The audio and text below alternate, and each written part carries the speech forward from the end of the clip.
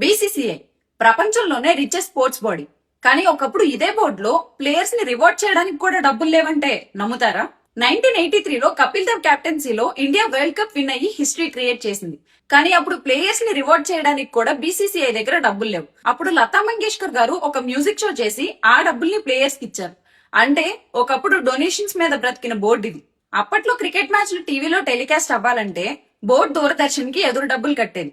కానీ 1993లో బీసీసీఐలో జగన్మోహన్ దాల్నే ఎంటర్ అయ్యాక మీరు మా క్రికెట్ చూపించి డబ్బులు సంపాదిస్తున్నారు కాబట్టి మీరే మాకు డబ్బులు ఇవ్వండి అని బేరాలు మొదలు పెట్టారు. దాంతో ఫ్రీ కాంటెంట్ కాస్త $1 బిలియన్ బిజినెస్ గా మారింది. తర్వాత 2008లో ఐపీఎల్ వచ్చాక క్రికెట్ కి ఇంకా క్రేజ్ పెరిగింది. ఇప్పుడు ఐపీఎల్ లో ఒక్క బాల్ వేస్తే బీసీసీఐకి 49 లక్షలు వస్తాయి. అందుకే ఇప్పుడు ఐసీసీలో 70 to 80% వాటా మందే. వరల్డ్ కప్ ఎక్కడ జరగాలో, పాకిస్తాన్ మ్యాచ్ లో ఆడాలో లేదో అన్న డెసిషన్స్ మీద ఇన్ఫ్లుయెన్స్ మన ఇండియాదే. ఒకప్పుడు రిక్వెస్ట్ చేసే స్టేజ్ నుంచి ఇప్పుడు రిజెక్ట్ చేసే స్టేజ్ కి వెళ్ళింది మన బీసీసీఐ. ఈ ఇన్ఫర్మేషన్ ని క్రికెట్ ఫ్యాన్స్ కి షేర్ చేయండి.